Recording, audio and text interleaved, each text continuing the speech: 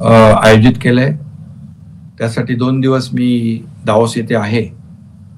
मला अतिशय सांगताना आनंद होतोय आणि अभिमानही वाटतोय की यावेळेस अनेक देशातल्या लोकांनी महाराष्ट्राला पसंती दिलेली आहे।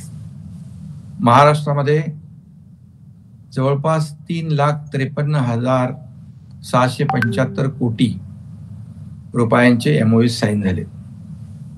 यामध्ये अमेरिका, स्वित्झर्लंड, सिंगापूर, दक्षिण Korea, south Korea, UK, Qatar अशा अनेक देशातल्या नामांकित कंपन्यांनी त्यामध्ये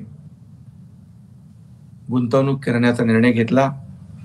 त्याचबरोबर जिंदाल असतील, अदानी असतील, गोदरेज असतील, मित्तल असतील या उद्योजकांनी देखील परदेशी गुंतवणूक या ठिकाणी करण्याचा निर्णय घेतलाय आणि त्याचबरोबर 1,00,000 कोटी गुंतवणूक करण्यासाठी अनेक लोकांनी स्वारस्य दाखवले। त्यामध्ये मित्तल आहे, त्यामध्ये UAE आहे, ओमान आहे, या देशांचाही समावेश आहे।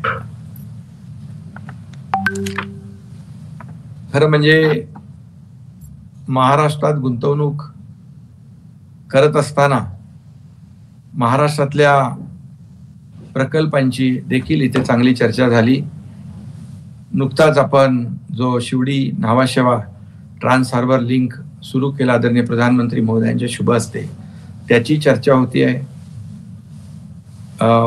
नवी मुंबई एअरपोर्टची चर्चा होती आहे, कोस्टलची चर्चा होती आहे आणि सगळ्यात महत्त्वाचं म्हणजे महाराष्ट्रातल्या वातावरणाची आणि इन्फ्रास्ट्रक्चर, महाराष्ट्रात असलेली कनेक्टिव्हिटी, स्किल मॅनपॉवर आणि उद्योगाच्या बाबतीमध्ये असलेलं महाराष्ट्र सरकारचं धोरण, या बाबतीमध्ये जगभरातले जे लोक आपल्याकडे आले ते खुश आहेत आणि सिंगल विंडो क्लिअरन्स असेल, त्याचबरोबर अनेक आपण ज्या सोयी सुविधा देतोय या बाबतीत देखील सकारात्मक चर्चा या 2 दिवसामध्ये झाली।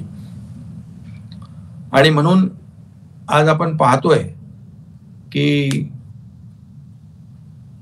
देशाचे आदरणीय प्रधानमंत्री नरेंद्र मोदी साहेबांच्या बद्दल देखील या संपूर्ण 2 दिवसामध्ये अनेक उद्योजकांनी, अनेक